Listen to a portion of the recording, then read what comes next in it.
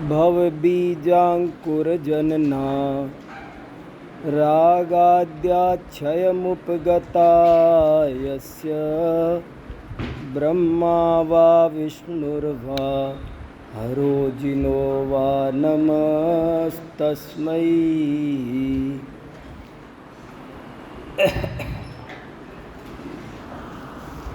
कल हमने चर्चा की थी कि यदि सुयोग्य वक्ता मिल जाए तो इस युग में भी, इस कली काल में भी जैन धर्म का एक छत्र शासन संपूर्ण विश्व में हो सकता है। ऐसे विचार समंतभद्र जैसे अनेक दिग्गज आचार्यों ने व्यक्त किए और उस चर्चा को करते समय हमने ये पाया कि सुयोग्य वक्ता में क्या गुण ऐसा होना चाहिए। तो दो बातें खास निकल करके आई थी। एक बात तो ये कि वो स्वयं तत्व को भली भांति समझा हो, एकदम उसे अपना बना लिया हो, वो गुरु का न रह जाए, किताब का न रह जाए, हमें अच्छी तरह समझ में आ जाना चाहिए। एक तो ये क्वालिटी बहुत दुर्लभ है। जीवन बीत जाता है, हम रटा रटाया बोलते रहते हैं, देखा दिखाया कहते रहते हैं, लेकिन स्वयं निर्धार नहीं करते, स्वयं को वैसा भाव भाषण नहीं होता। एक तो ये गलती बहुत ज़्यादा रह जाती है। 90% भी बोल दूँ तो कोई बड़ी बात नहीं है, 95 भी बोल दूँ तो कोई बड़ी बात नहीं है। मतलब बड़ी खतरनाक बात है, ऐसी स्थिति है। बहुत ही कम विरले जीव होते हैं जो तत्व को स्वयं भली भांति समझते हैं। अन्य सब तो देखा देखी, परीक्षा रहित, आज्ञानुसारी तरह के होते हैं। कदाचित कोई समझे भी तो फिर उसे समझाने की कला में कुशल नहीं हो पाते हैं, क्योंकि समझना अलग बात है और समझाना अलग बात है। समझ तो तिर्यंच भी जाता है, लेकिन समझाने के लिए बहुत अद्भुत प्रकार का कौशल चाहिए। नाना शास्त्र कला भिज्ञ उसे होना चाहिए। कैसे वो बात को कहे, संसार के अज्ञानी मोही प्राणियों को धर्म के मार्ग पर लगाना वो कोई आसान काम नहीं। गजानाम पंकमग्नानाम गजा इव धुरंधरा। कोई कीचड़ में हाथी फंस गया हो तो उसे निकालने के लिए कोई साधारण खच्चर गाड़ी, घोड़ा गाड़ी नहीं चलेगी। उसे निकालने के लिए कोई बड़े धुरंधर, गजानाम पंकमग्नानाम गजा एव धुरंधरा। ऐसे ही मोह में डूबे हुए जीवों को कैसे मार्ग पर लगाना, कैसे बाहर निकालना, ये एक कला होती है। हर कोई, उसमें बड़ा मनोविज्ञान भी चाहिए, उसमें भाषा की शैली क्या हो, कैसे उसे धर्म मार्ग पर लगाया जाए। कई बार बात सीधी कहो चुभ जाती है, चिढ़ जाता है, तो वैसी स्थिति ना हो। वो कैसे हमारे पास बैठे और कैसे हमारी बात सुनने का मानस बने, वो तैयार कैसे, अभी जो भड़क रहा है वो कैसे वो शांत हो और कैसे उसकी समझ में ये बात आए, इस पर भी थोड़ा होमवर्क होना चाहिए। कैसी कला हो कि हम लोगों तक अपनी बात पहुंचा सकें। मैं उसी बात को और स्पष्ट करने के लिए आज आपके सामने एक टॉपिक लेकर आया हूँ जिसका नाम है जैन इकोनॉमिक्स, जैन अर्थशास्त्र। आप सोचेंगे ये क्या टॉपिक है, यहाँ मंदिर में सभा में आत्मा के हित की बात जहाँ चल रही है वहाँ इकोनॉमिक्स क्यों पढ़ाई जा रही है। लेकिन ये एक गहरा मनोविज्ञान भी है। मैं बहुत अच्छे मन से मैं कहने की कोशिश कर रहा हूँ, अपनी मन की बातें कह पाऊँ। आप सब विद्वान बन रहे हैं, इसलिए आपसे मेरे को ज़्यादा कहने का भाव आता है। मुझे सिर्फ ये कहना है आपसे कि जैन दर्शन जैसा है वैसा आप समझो। आपको जैन दर्शन का सच्चा विद्वान बनना है। आप मेरा कहना भी मत मानो, आप किसी का भी मत मानो, मगर जैसी जैनाचार्यों की प्रतिपादन शैली है उसको शांति से समझो, गहराई से समझो और वैसे बनो। देखो, जैन आचार्यों ने सब विषयों पर लेखनी चलाई है, ऐसा कोई विषय ही नहीं। मैं तो कह रहा था कि एक गोष्ठी यहाँ ऐसी भी करनी चाहिए कि विद्यार्थियों को एक को देना चाहिए जैन इकोनॉमिक्स, एक को जैन कॉमर्स, एक को जैन फिजिक्स, एक को जैन केमिस्ट्री, एक को जैन बॉटनी, एक को जैन बायोलॉजी, एक जूलॉजी, एक कॉस्मोलॉजी, एक ज्योग्राफी। ऐसे यूनिवर्सिटी में जितने डिपार्टमेंट होते हैं ना वो सब, और 5 मिनट का वक्तव्य तो किसी को विषय दो ब्राह्मी। क्या हम ब्राह्मी लिपि पर 5 मिनट बोलने लायक सक्षम नहीं है? होना नहीं चाहिए। मुझे आपसे ये पूछना है कि कोई अगर हमसे कहे कि 5 मिनट ब्राह्मी लिपि पर बोलो तो क्या हमें नहीं उतना होना चाहिए? कोई हमसे पूछे कि प्राकृत भाषा को शास्त्रीय भाषा का दर्जा मिल गया, ये क्या होता है, इससे क्या लाभ है, तो क्या हम जो जैन दर्शन के शास्त्रीय आचार्य विद्वान हैं हमें ये बात पता नहीं होनी चाहिए? इसे हम ठीक से कह नहीं सकने चाहिए। इसीलिए मैं आपके सामने एक विषय लेकर आया हूँ, थोड़ी बातें कह रहा हूँ, बहुत सारी बातें आप अपने आप समझेंगे। विषय है जैन अर्थशास्त्र, इकोनॉमिक्स। मैंने हेडिंग डाला है वित्तरागी से वीतरागी बनने की अद्भुत कला। वित्तरागी से वीतरागी बनने की कला सिखाने वाला शास्त्र। ये बड़ा विज्ञान है, मनोविज्ञान है, ये साइंस है। आप धर्म पर प्रवचन करेंगे, आप कहें कि आज आप किसी नगर में जाकर के बोलें कि मैं आज आपको धर्म का उपदेश दूंगा, आज धर्म पर व्याख्यान होगा, तो धर्म सुनने वाले जीव आ जाएंगे। लेकिन आप बोलो कि आज हम अर्थशास्त्र पर व्याख्यान देंगे, पैसा क्या होता है, क्या उसका महत्व है, पैसा कैसे प्राप्त होता है, उसके आय व्यय की क्या व्यवस्था है, कैसे हो सकती है, बढ़िया धन की प्राप्ति कैसे हो, ये जो इकोनॉमिक्स के सारे टॉपिक हैं उनको लेकर आप व्याख्यान करेंगे तो निश्चित ही आपकी सभा में ऐसे नए भी बहुत लोग आएंगे जो धन की रुचि वाले हैं।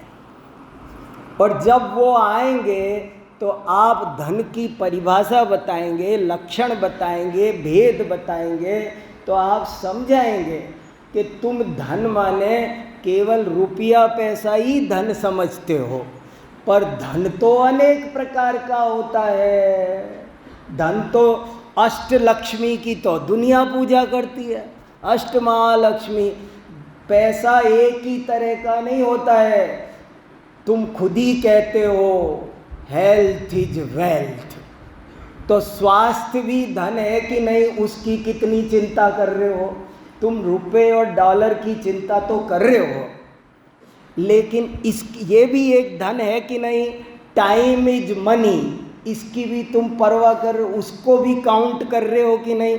कई बार तुमने 50 रुपये कमाने के लिए अपना 500 रुपये का टाइम खराब कर दिया, वो कोई वैल्यू नहीं है क्या उसकी? अरे हाँ, टाइम इज मनी। वो कितनी चीजें, अरे धन, कीर्ति भी धन है। यश, यश को कितना बड़ा धन बताया गया है। मानम ही महताम धनम, अधमा धनमिच्छन्ति, मध्यमा धनमानयो, और उत्तमा मानमिच्छन्ति, मानम ही महताम धनम। मान कितना बड़ा धन है, तुम उसकी चिंता नहीं करते। फिर कहेंगे और ज्ञान कितना बड़ा धन है, तब वो लाइन पर आएगा। आपने उसे कैसे, धन के प्रेमी को कैसे ज्ञान का प्रेमी चुटकियों में बना दिया, ये देखने की कला है। एक बात। दूसरी बात, जब आप धन की बात नहीं करेंगे, केवल धर्म ही धर्म की बात करेंगे, तो आप पर एक आरोप लगता रहेगा कि आप तो एकांगी बात करते हैं, आपका उपदेश व्यावहारिक नहीं है, जीवन जीने लायक नहीं है। शास्त्र में साफ साफ लिखा है कि शास्त्र का प्रयोजन चतुर्वर्ग फल प्राप्ति, धर्म अर्थ काम मोक्ष का संतुलन बनाना, ये शास्त्र का काम है। और आपसे पूछा जाएगा कि आप केवल धर्म ही धर्म की बात करते हो, पैसे बिना ऐसे ही गुजारा हो जाएगा क्या, हवा खा के जी हैं? तब जैन दर्शन पर अव्यावहारिक होने का आरोप लगेगा, लगता रहा है। अन्य दर्शन अपने को सिद्ध करते कि हम देखो ये सब चतुर्वर्ग की प्राप्ति, त्रिवर्ग की प्राप्ति इस ग्रंथ में ये है, और हमारे पास नहीं है। मैंने कई लेख लिखे हैं, जैन दर्शन की व्यावहारिकता भी लिखा है, और जैन के ये फिजिक्स, केमिस्ट्री, ये भी कई लेख लिखे हैं मैंने। जैन संगीत पर भी लिखा है, जैन ज्योतिष, जैन कला, नाना तरह के लेख मैंने लिखे हैं। आज उनमें से एक लेख आपके सामने जैन इकोनॉमिक्स का रख रहा हूँ। क्या कहना चाहते, कैसे अज्ञानी जीव को ज्ञान के मार्ग पर, मोक्ष के मार्ग पर लगाना एक बहुत बड़ी कुशलता की अपेक्षा रखता है, बहुत बड़े प्रशिक्षण की अपेक्षा रखता है। एक तो इस तरह का जज्बा होना चाहिए, और दूसरा उस तरह का हमको उस तरह की कला आनी चाहिए, ट्रिक आनी चाहिए। बहुत बातें हैं, एक छोटा सा दृष्टांत बताता हूँ। एक राजकुमार को खांसी हो गई थी और कैसे भी ठीक नहीं होती थी। राजा को बहुत चिंता थी, तो राजा ने घोषणा की कि जो कोई राजकुमार की खांसी ठीक कर देगा उसे आधा राज्य दिया जाएगा। अब क्या किया जाए, वो तो मरने वाला हो रहा है, खांसी से उत्तराधिकारी ही जा रहा है। तो घोषणा की तो बहुत लोग विशेषज्ञ आए, खांसी ठीक करने वाले, सबको राजकुमार के कक्ष में भेज दिया जाता था। और वे राजकुमार के कक्ष में जाते थे तो पिटकर बाहर आते थे। राजकुमार उनकी धुन के पिटाई कर देता था। क्यों पिटाई कर देता था? कि जो जाता था वो उससे कहता था कि तुम्हें दही नहीं खाना है, दही छोड़ो, और तब दवाई दूंगा। तो और उसे दही बहुत प्यारा था, तो वो जो कहे दही नहीं खाना है, दही का परहेज बताते ही तो वो शुरू हो जाता था, पिट के आता था। तो ऐसे बहुत वैद्य थक गए। आखिरकार एक और वैद्य आया, उसने कहा मैं ठीक करना चाहता हूँ। तो बोले तुम भी ट्राई कर लो, आओ स्वागत हो जाए आपका भी। उसे भेज दिया गया, उसे अंदर भेजा तो राजकुमार ने कहा आ गए तुम भी बोलोगे ना दही खाना छोड़ दो, बोलोगे ना? तो बोले क्यों बोलूँगा, दही तो इतनी उत्तम वस्तु है, दधना जगत मंगलम, जगत में सबसे श्रेष्ठ वस्तु कोई है तो दही है। तुम दही के शौकीन हो, मैं भी दही का शौकीन हूँ, मिलाओ हाथ। अरे दोस्त, कमाल है। तुम दही तो सर्वोत्तम भोज्य पदार्थ है, और मैं चाहता हूँ तुम दही खाते हो बढ़िया से, आओ खाने लगा। तुम ढंग से खा ही नहीं पाते, इतना खा के खुरखुर खुरखुर करते हो। दही तुमको ढंग से खाना सीखना है, मैं तुमको दही अच्छे से खाने की शक्ति विकसित करना चाहता हूँ। मैं चाहता हूँ कि तुम बढ़िया से दही खा सको। बोले अच्छा, ये तो उपाय बताओ फिर। तो बोले ये उपाय के लिए तुमको ऐसे करना है, आज दही रोक के ये दवाई लेनी है। बोले हाँ ठीक है, फिर अच्छा दही खाऊंगा ना। बोले हाँ दही खाऊंगा, और उसका इलाज हो गया। देखो कैसे आचार्यों ने प्रथमान योग भरा हुआ है, कैसे धन के आदमी रात और दिन धन में उगला। ये हम इत्तिफाक से बनिया और है, हमको तो धन तेरस भी, हमको ध्यान तेरस और धन्य तेरस भी, धन तेरस दिखाई दे। पैसे के मोही जीव हैं, हमको कुछ नहीं, 10 लक्षण में लोभ आएगा तो पैसे से समझेंगे, हर चीज को हम पैसे से तोलते हैं। ऐसी स्थिति में आचार्यों ने धन क्या होता है इसे बड़े ही कुशलता से समझाया। और देखो ये 7-8 पन्ने का लेख है, पूरा तो मैं नहीं पढ़ सुना पाऊंगा, पर कुछ इम्पोर्टेंट बातें कहूँगा, आप लेख बाद में पढ़ लेना, आप चाहो तो बहुत आनंद आएगा। देखो शुरुआत कैसे करते हैं जैनाचार्य। पहले वो धन का भी महत्व बताते हैं। वो ये नहीं कहते कि एक पहली झटका नहीं देते, पहले जीव को भगाओ मत, पहले प्यार से बैठने लायक तो बनाओ, बाद में आप जो कहोगे उसे लगना तो चाहिए कि ये मेरा हितैषी है, इतना उसमें विश्वास तो डेवलप करो।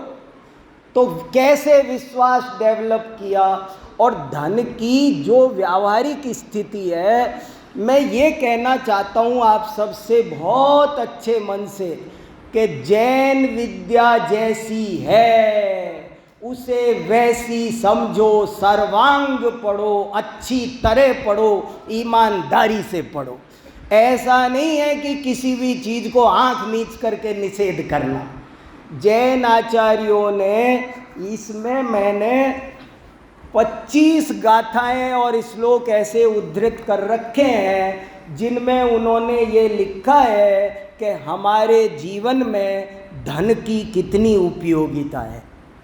ये लिखा है दरिद्रता से बड़ा कोई दुख नहीं होता है, दरिद्र नहीं होना, निर्धन नहीं होना, ये जब समझा रहे तो उसको क्या लगेगा, और ये तो बड़ी अच्छी बात कह रहे हैं। बड़े जो धन की वास्तव में स्थिति, जरा सोचो तो सही, धन को गाली देना आसान है, लेकिन धन के बिना जीवन चलता भी कहाँ है हमारा आपका। इस बात को उन्होंने समझा और बहुत अच्छे से अनेक गाथा श्लोक लिखे हैं, और ये कहा है कि धन पास में होना चाहिए। कहावत है ना, साधु के पास कोड़ी हो तो 2 कोड़ी का, और गृहस्थ के पास कोड़ी ना हो तो 2 कौड़ी का। गृहस्थ के पास में धन होना चाहिए। सर्वे गुणा कांचन माश्रयंती, दुनिया मतलब की है, पास में पैसा होगा तो पूछेगी। ये इसमें शास्त्रों के उद्धरण दे रखे मैंने, ये लिखा है इसमें। अभी कितने सुनाऊंगा, इसलिए बिना सुनाए कह रहा हूँ, कुछ ज़्यादा बातें कह पाऊँ। दरिद्र नहीं होना, निर्धन नहीं होना। एक बहुत अच्छी कहानी आती है, वो बता देता हूँ। एक कोई व्यक्ति धर्मात्मा निर्णय करता है कि अब मैं 60 साल का हो गया, निवृत्ति लेना चाहता हूँ। उसके 4 बेटे हैं, प्राकृत में कहानी है, मेरे पास ओरिजिनल कहानी है। तो वो निवृत्ति लेने के लिए चारों बेटों को बुलाता है। देखो बेटा, अब तो मैं आत्मा का कल्याण करना चाहता हूँ और तुम लोग ऐसे करो, मेरी सारी प्रॉपर्टी है 25-25% चारों को दे देता हूँ, मुझे बस ये बाहर एक कमरे में पड़े रहने देना और कुछ नहीं चाहिए, मैं तो समय सार पढ़ के जीवन बिताऊंगा।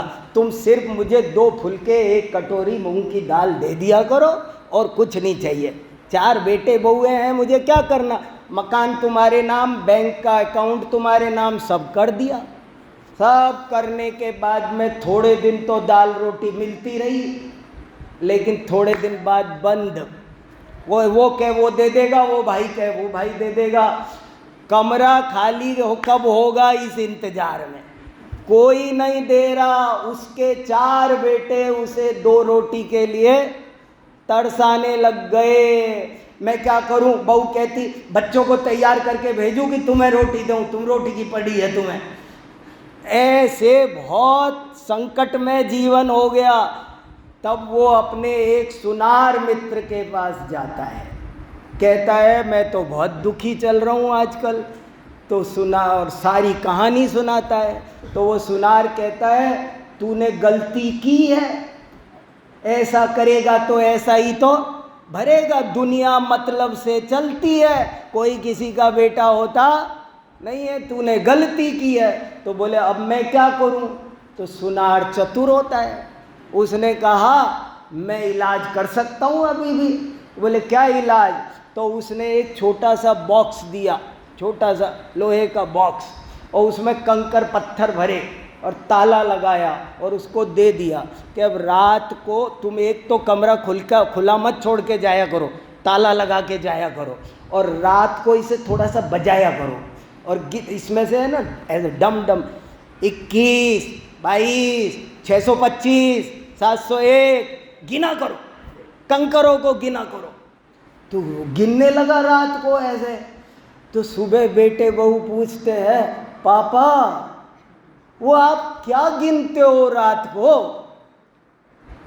तो बेटा थोड़े सोने की असरफियाँ बची है, आप तो कह रहे थे मैंने सब बांट दिया तुम चारों को। बेटा वो मैंने थोड़ी सोने की असरफी बचा ली कि बाद में जो करेगा उसको दे जाऊंगा, इसके लिए मैंने थोड़ी बचा ली, बाकी तो सब दे दिया तुमको, वो बचा ली।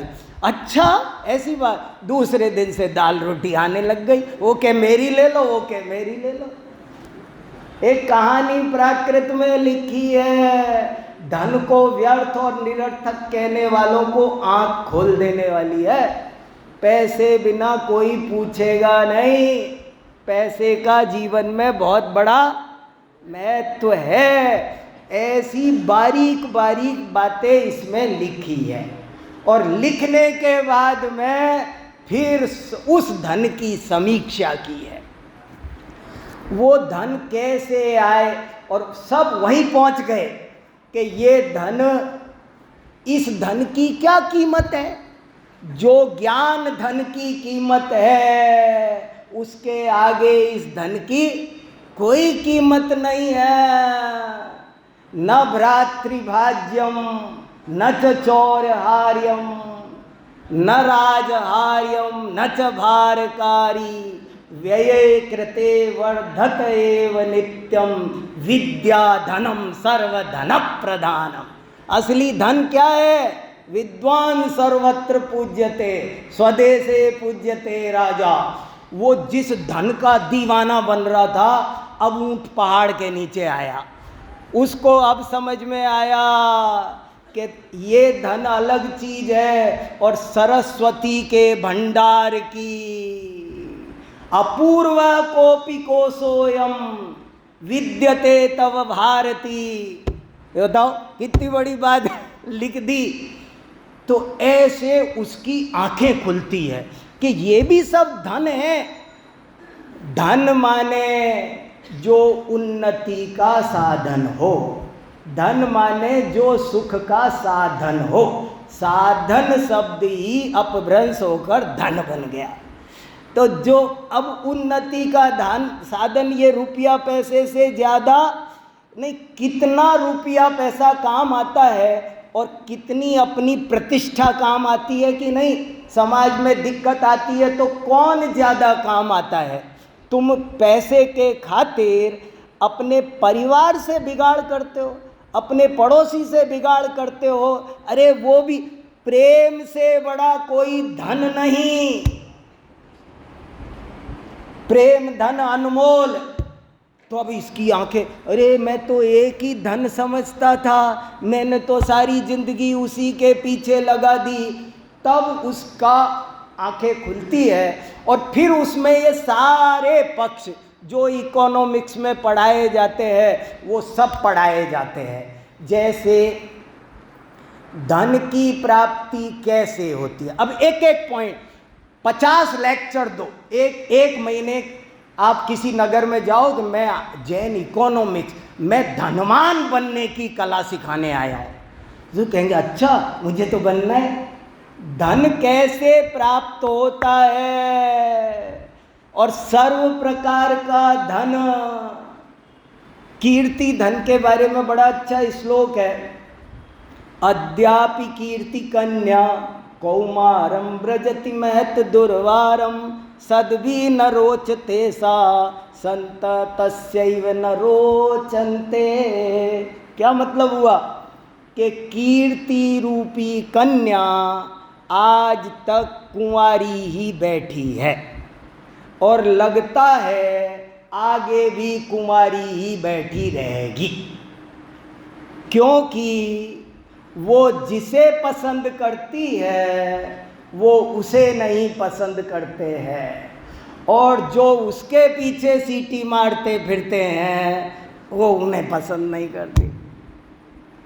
जो कीर्ति को चाहते हैं उन्हें कीर्ति नहीं मिलती है, और जो कीर्ति नहीं चाहते हैं उनको कीर्ति मिलती है। पद्मनंदी पंचविंशतिका में बहुत अच्छा लिखा है। दूसरे पेज पर 6 नंबर की गाथा है। कितने श्लोक लिखे, मैं 50 श्लोक शास्त्रों में से लिखे। देखो एक दफे मनमोहन सिंह उस समय वित्त मंत्री थे और कुंद कुंद भारती में आए थे विद्यानंद जी के पास में। तो जब वो आए तो आते ही विद्यानंद जी बोले कि आपको पता है सारे भूमंडल का अर्थशास्त्र हमारे कमंडल में रहता है। समझ में आया? सारे भूमंडल का अर्थशास्त्र हमारे कमंडल में रहता है। और ये बात कहाँ लिखी है? आचार्य सोमदेव का नीति वाक्यामृत पढ़ो, ये विविध ग्रंथों का स्वाध्याय करो, तब सब पता चलेगा। देखो ये 5 नंबर का वाक्य लिखा है नीति। आय व्यय मुखयो मुनि कमंडलुरेव निदर्शनम। कैसी आय व्यय व्यवस्था होनी चाहिए घर की? तो बोले मुनि के कमंडल के समान होनी चाहिए। मुनि के कमंडल के समान का क्या मतलब? कि उसमें पानी आने का रास्ता बड़ा होता है और निकलने का रास्ता छोटा होता है। आमद थोड़ी खर्च घनेरा, ये लक्षण मिट जाने का। हिम्मत थोड़ी रोष घनेरा, ये लक्षण पिट जाने का। क्या आप धनवान बनने की कला सिखाओ लोगों को। देखो कैसे पब्लिक नहीं आती। आपका ऑडिटोरियम भरा रहेगा, फीस भर के आएंगे और वहाँ लाइन लगा करके खड़े होंगे, तब जा कर के असली धन क्या होता है तब समझ में आएगा। ये बता रहा था नीचे वाला पद्मनंदी आचार्य क्या लिख रहे हैं, धन कैसे मिलता है। गजब की गाथा है। अलियम कमले कमला कय कमले तु जिणिंद सावसदी न किरणेण गणिंती नद जणे से कड़क छड़ा। ये मैंने अभी इनका किसी का भी खुलासा अर्थ वर्थ कुछ नहीं लिखा। तब ये 8 पेज है, सिर्फ संदर्भ खुलासा करके मैं पूरी एक किताब बना सकता हूँ। मैंने कई लोगों को प्रेरणा दी है एक पीएचडी हो चुकी है जैन इकोनॉमिक्स पर और दूसरी पीएचडी करने वाला ये बैठा समकित। ये जैन इकोनॉमिक्स पर मैंने इसको विषय दिया है कि तुमको जैन इकोनॉमिक्स पर पीएचडी करनी है। मैंने कई लोगों को टॉपिक दिया। हमारी यूनिवर्सिटी में एक ब्राह्मण लड़का पीएचडी कर रहा था, पीएचडी का विषय खोज रहा था। तो मैंने कहा तुम क्या विषय खोज रहे हो? मैंने कहा तुम जैन ज्योतिष पर पीएचडी करो। उसे जैन ज्योतिष का विषय दिया, उसने अभी जैन ज्योतिष पर पीएचडी किया। हम बोलेंगे नहीं, समझें। जैन आचार्यों ने हर विषय लिखा है और बहुत गहराई से लिखा है, और सब में ये लाइन ध्यान से सुनी जाए अंडरलाइन करके, और हर विद्या का पर्यवसान अध्यात्म में होता है। ये गजब, ये उसका जैनत्व है।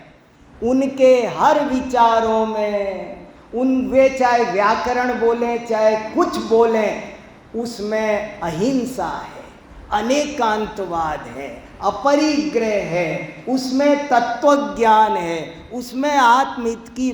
जैन धर्म को विश्व धर्म कैसे जनता ज़्यादा लोगों तक कैसे अपनी बात पहुंचाई जा सकती है। देखो इस गाथा का क्या मतलब है।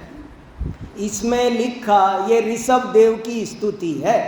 इसका अर्थ ये है कि हे जिनेंद्र, लोग कहते हैं कि लक्ष्मी कमल में से आती है, कमल में से पैदा होती है, परंतु यहाँ कमल शब्द का अर्थ उन्होंने अभिधा रूप कमल समझ लिया। उन्होंने वो पानी में रहने वाला कमल समझ लिया, पर वो कमल नहीं था। यहाँ तो कमल का अर्थ था अनासक्ति। कमल क्या है? काय का? भारत एक आध्यात्मिक देश है। इसका एक सबसे बड़ा प्रमाण ये है कि भारत का राष्ट्रीय पुष्प क्या चुना गया? गुलाब नहीं, कोई नहीं, और कमल चुना गया। क्यों? कि भरत जी घर ही में वैरागी, जो जल बीच कमल अंतपुर नाई भये वे। किसी को कवि बनना हो तो एक विद्या सिखाई गई है कि तुमको ज़्यादा उपमा नहीं आ रही हो तो चिंता मत करो, मुख भी कमलम, नासिका भी कमलम, नेत्र भी कमलम, कर भी कमलम, चरण भी कमलम, सब कमल है, चिंता मत करो। सबको कमल की उपमा दे के लिखो। कमल से बढ़िया उपमा कोई हो सकती नहीं। ज्ञानियों का अंग अंग कमल है। कमल माने वीतरागता का प्रतीक। कमल माने 6 खंड में रहते हुए भी अखंड पर दृष्टि रखने वाला, ये मतलब है। तो लक्ष्मी कहाँ से आती है? अब धन की प्राप्ति कैसे होती है? तो अब आपको मौका मिल गया, आप एक लेक्चर दो। धन की प्राप्ति लोभ से नहीं होती है, धन की प्राप्ति बेईमानी से नहीं होती है, कम तोलने से नहीं होती है, चोरी से नहीं होती है, छल कपट से धन की प्राप्ति नहीं होती है। धन की प्राप्ति धर्म से होती है, पुण्य से होती है, सदाचार से होती है। ये सब संदर्भ है, इसमें देखेंगे तो सब मिलेंगे। कैसे धन आता है? बेईमानी करने वाले, छल कपट, कम तोलने वाले और सुबह से शाम तक मरने वाले उतना धन नहीं कमा पाते जितने पुण्यात्मा जीवों के यहाँ छप्पर फाड़ के लक्ष्मी बरसती है। नहीं, सेठ सुकुमार की कहानी सुनो ना, राजा भी चकित हो जाए।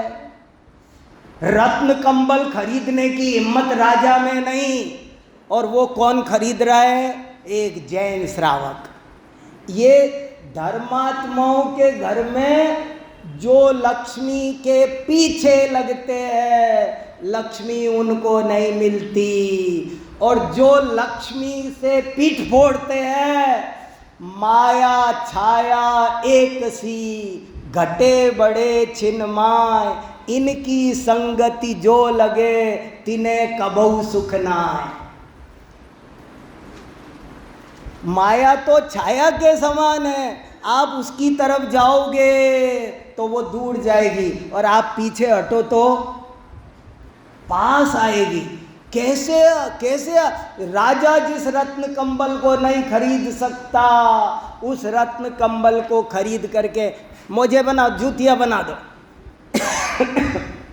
राजा ने ऑर्डर निकाला, उसमें पूरी घटनाएं शुरू की, ये ज़्यादा सुनने में नहीं आई मुझे, इसलिए बता रहा हूँ। उज्जैनी के राजा ने ऑर्डर निकाला कि जिसके पास जितना करोड़ रुपया हो वो अपने घर पर उतनी ध्वजा लगाओ, मैं कल नगर यात्रा को निकलूँगा अगले हफ्ते। 7 दिन का टाइम दे दिया, तो सब ने जिसके पास जितने करोड़ थे उतनी उतनी ध्वजा लगा दी, लेकिन सेठानी ने नहीं लगाई। सुकमाल के पिताजी तो बनी गए थे मुनि, सुकमाल उस सेठानी ने नहीं लगाई। तो राजा ने पूछा तुमने ध्वजा क्यों नहीं लगाई? तो वो उत्तर देती है वहाँ सुकमाल चरियु अपभ्रंश का, उसमें उत्तर देती है कि मैं क्या करूँ, मुझे पता ही नहीं है मेरे पास कितने करोड़ है, गिन ही नहीं सकते हम। इतनी धर्मात्माओं के चक्रवर्ती कौन बनता है? लक्ष्मी के भिखारी चक्रवर्ती नहीं बना करते हैं। तो इसको समझ में आता है, अरे जिस रुपए पैसे के लिए मैं सुबह खोखा खोल के बैठता हूँ 7 बजे मंदिर खोल छोड़ के रात 10 बजे तक, और बेईमानी करता हूँ, झूठ बोलता हूँ, नकली माल बेचता हूँ। अरे बेईमानी और चोरी से तो लक्ष्मी का जीवन में ह्रास होता है। तू धर्म ध्यान करेगा तो लक्ष्मी तेरे पास 56 छोड़ के छप्पर फाड़ के आएगी। तो बताओ, आपने इकोनॉमिक्स के माध्यम से उसे धर्म के मार्ग पर लगा दिया कि नहीं लगा दिया? और आप पर कितने कितने आरोप थे, उनसे भी आप बच गए ना। ऐसी बहुत सारी बातें इसमें है। देखो, थोड़ी एक नज़र डालता हूँ और बाद में समझाएंगे। देखो, कुछ कोटेशंस पर ध्यान दिलाता हूँ। नीचे पहले पेज से जैनाचार्यों के अर्थशास्त्रीय विचारों को भली भांति समझने के लिए हमें उनके कतिपय निम्नलिखित कथनों पर गंभीरतापूर्वक चिंतन मनन करना होगा। यथा अत्थम अनत्थ मूलम, भगवती आराधना। देखो, पहले उसे अर्थ का महत्व बता दिया। जीवन में संतुलित जीवन होना चाहिए, आगम असंतुलित नहीं है, बहुत व्यवस्थित है। और मैं बार बार कह रहा हूँ, देखो भाई, जैन दर्शन की, जैन विद्या की प्रामाणिक विद्वत्ता आपके पास होनी चाहिए। आप जैसा आगम है, हमारे पास 10 लाख से ज़्यादा ग्रंथ हैं आज भी, और हर विषय के हैं, और आप उनको देखो, पढ़ो, कैसे आचार्य थे, कैसे सोचते थे, क्या कहना चाहते थे। आप खुद समझदार हो, बुद्धिमान हो। कौन आपको कोई गाइड मिसगाइड कौन करे? आप किसी से मिसगाइड मत हो, आप खुद पढ़ो। मैं ये कहने आया हूँ आपको, ये ताकत लगा के मेरे को। ये कोई आपसे कहे ना इसके अलावा कुछ मत पढ़ो, उसको मत मानो। आपको शांति से सब देखना है, सारी जिनवाणी, पूरी लाइब्रेरी देखो, कहाँ कहाँ क्या क्या लिखा है, किस तरह का उनका चिंतन। देखो, बाद में कह रहे हैं अत्थम अनत्थ मूलम, धन की उपयोगिता भी समझा दी, और फिर कहा कि तुझे पता है जिस धन पर तू इतना मर रहा है, ये धन ही अनर्थ का मूल है। अई देव मई देव का कथानक पढ़ना। अई देव मई देव पढ़ने वो कमाने गए थे ना, और हीरा कमा के लाए। 12 साल मेहनत की, व्यापार किया, और व्यापार करके जो धन इकट्ठा किया, पिताजी का देहांत हो गया था, घर में माँ बची थी, गरीब हो गए थे, तो क्या करे? तो आई देव मई देव विदेशों में व्यापार करने गए, और कमा करके सारी पूंजी को एक हीरे में कन्वर्ट करके आ रहे थे। आते आते वो अहिदेव के पास हीरा था। अहिदेव को विचार आता है अगर महिदेव को मार दिया जाए, क्योंकि घर जाके तो आधा आधा करना पड़ेगा। फिर वो घबरा गया, अरे बाप रे, भाई को मारने का विचार आया, मैं नहीं रखता इसे। उसने कहा कुछ नहीं, पर भैया से कहा भैया ये रत्न तुम रख लो, मेरे को है ना घबराहट हो रही, पसीने आ रहे, तुम रखो, डर लगता है मुझे। वो महिदेव को दे दिया। थोड़ी दूर आगे चले तो महिदेव को विचार आता है अहिदेव को मार दिया जाए तो कैसा रहे, पूरा ही मेरा हो जाएगा। उसने उसे ये कैसे गंदे विचार आए। ऐसे उनको तो बोले पैसे के खातिर दुनिया में क्या क्या नहीं होता है, और असली धन तो ज्ञान धन है, उसकी परवाह करो, तब जीव धर्म धन की तरफ जीव को लगाया जाता है। देखो ये बहुत अच्छे अच्छे, देखो कितना अच्छा श्लोक है। भ्रात प्रभात योगिंदु आचार्य, जिनका शांति कुमार जी वो पढ़ा रहे थे ना पिछली बार, नहीं पिछली, वो तो इष्टोपदेश अभी पढ़ा रहे, योग सार। वो उन योगिंदु आचार्य ने क्या लिखा, भ्रात प्रभात समये त्वरित किमर्थम अर्थाय चेत सच सुखाय तत ससार्थ यद्देव मासु कुरु पुण्य मतोर्थ सिद्धि। अरे भाई कहाँ चले, सुबह उठते ही, सुबह उठ के चलो गाँव में पैसा कमा के लाऊं, ये करूँ वो करूँ। तो बोले सुन, तुझे पैसा ही चाहिए तो मंदिर जा, मंदिर जाने से पैसा मिलेगा। तू धर्म के मार्ग में लग, तुझे दान करने से अपरंपार लक्ष्मी की प्राप्ति होगी। ऐसे उसे धर्म क्रियाओं में उधर से इधर रुख मोड़ना, अज्ञानी और मोही जीवों को धर्म के मार्ग पर लगाना बहुत कठिन काम है, लेकिन आचार्य उसमें सफल होते हैं। कोई कुशल वक्ता हो, सुयोग्य वक्ता हो, तो देखो दरिद्रता की बहुत निंदा की है, और धन का जो यथोचित महत्व है। मैं ये कह रहा हूँ, हमें हर चीज़ को यथोचित मानने में क्या दिक्कत आती है, समझ में नहीं आता है। एक चीज़ मानेंगे तो दूसरे का खंडन करेंगे। अरे आप खूब आराम से जो बात जैसी है वैसी कहो, लेकिन उसका जो दूसरा भी पक्ष आगम में है और कोई कह रहा है, तो आप उसे भी तो मानो, स्वीकार करो ना। मैं कुछ उदाहरण देके भड़काना नहीं चाहता आपको, लेकिन बात तो हमको समझनी पड़ेगी ना। देखो कितना, ये लोके पी धनी नाम परोपि मदन पराजय नाग सेनाचार्य का। इस लोक में धन है तो पराया भी अपना बन जाएगा, और धन नहीं है स्वजनोपि दरिद्राणाम तत्क्षणात् दुर्जनायते। पैसा नहीं तो कोई पूछने वाला नहीं है, ये याद रख लेना। ऐसे करके चाहिए भाई। अब बाद में सुनाएंगे, यदि पाप निरोधोन्य संपदा किम प्रयोजनम अथ पापाश्रवस्त्यन्य संपदा। तब उसकी तो उसको प्यार, तो एक बार आप उसके हितैषी हो, ऐसी बुद्धि तो उसमें जगनी चाहिए। फिर खूब समझाएंगे, देखो कैसे कैसे होता है। कृपण तो कृपाण के समान होता है। वृक्षों में भी परिग्रह संज्ञा, कैसे धन की धवला ग्रंथ में आता है कि धन की आसक्ति वाले वनस्पति बन जाते हैं। धन की बहुत आसक्ति हो ना, कार्तिकेय अनुप्रेक्षा में बहुत गाथाएं हैं। जिसको धन में, जैसे किसी को सोने से बहुत प्यार होगा ना, तो वो मरकर धव नाम का वृक्ष बन जाता है। और धव नाम के वृक्ष को पूर्व संस्कारवत ऐसी जगह पैदा होता है जहाँ पर सोना हो। धव के वृक्ष वहीं पाए जाते हैं जहाँ जमीन में सोना हो। ये लिखा है देखो, धवला 5-5-24। इससे क्या, इससे ये भी सिद्ध होता है कि जैन ग्रंथों में कितना ज्ञान विज्ञान, सोने की खान कहाँ मिलेगी, ये बात जिनवाणी में लिखी है कि नहीं लिखी?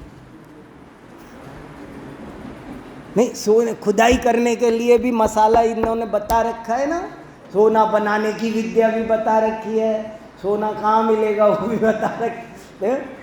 और पैसा कैसे कमाया जाता, कैसे उसका उपयोग किया जाता है, कैसे उसका व्यय किया जाता है, इन सब चीज़ों पर ईमानदारी से, वैज्ञानिक ढंग से, व्यावहारिक ढंग से चिंतन किया है, समझाया है। और बाद में समझाया, धन की गतियाँ 3 हैं, दान, भोग और नाश। दान भोग यदि ना किया, निश्चय होय विनाश। अगर आपके पास कोई वस्तु है और उसका आपको सर्वोत्तम उपयोग करना हो तो उसे दे दो। फर्स्ट क्लास पास होना है तो, और सेकंड क्लास पास होना हो तो भोग लो, और फेल ऑन 3rd डिवीजन का सिस्टम नहीं रखा, और फेल तो हो ही जाओगे। मान लो मेरे पास में 2 किलो बादाम रखे हैं, अब न मैं खा रहा हूँ न किसी को खिला रहा हूँ, तो क्या होगा? सब खराब हो जाएगी। चीज़ों का उपयोग करो। कैसे जीवों को धन की आसक्ति बहुत बुरी होती है, छूटती नहीं, चिंदी भी। चमड़ी चली जाए पर दमड़ी नहीं जाती है। ऐसे जीव को उस धन से ममता चुड़ाकर ज्ञान रूपी धन के मार्ग में लगाया दो। ये सब शास्त्रों में सूक्तियां हैं, संदर्भ खोजने। अर्थातुराणाम भयम न लज्जा, अर्थातुराणाम गुरम न बंधु, न वित्तेन तर्पणीयो मनुष्य, लक्ष्मीवंतो न जानन्ति प्रायेण परवेदनाम। पैसा है तो दूसरे का दुख समझ में नहीं आ। बहुत अच्छे तरह से उन्होंने बहुत सारी बातें कही है, और उस सब का मतलब यही है कि हम कैसे जिनवाणी को कहें। 5 दाने की कथा तो मैं कितनी बार सुना चुका आपको, कैसे कैसे सब होता रहा है। ये देखो कार्तिकेय अनुप्रेक्षा के कितने वो है, धन के प्रकार कितने होते हैं। एक केवल इस रुपए पैसे वाले धन के चक्कर में हम और सारे धनों को जीवन से गायब कर देते हैं। ये कितना बड़ा नुकसान हम कर लेते हैं। तो उसको सब समझ में आता है कि फिर धन क्या है, धन की प्राप्ति कैसे होती है, धन का व्यय कैसे करना है, धन की रक्षा कैसे करनी है। ऐसे एक एक हेडिंग बनाकर 1-1 घंटे बोला जा सकता है। 1 महीने आप धनवान कैसे बनना, इसका बढ़िया सेमिनार दिल्ली में आके कर सकते हो सकता है, और लोग सुन सकते हैं, और फिर आप उनको धनवान बनने के बहाने धर्मात्मा बना सकते हो।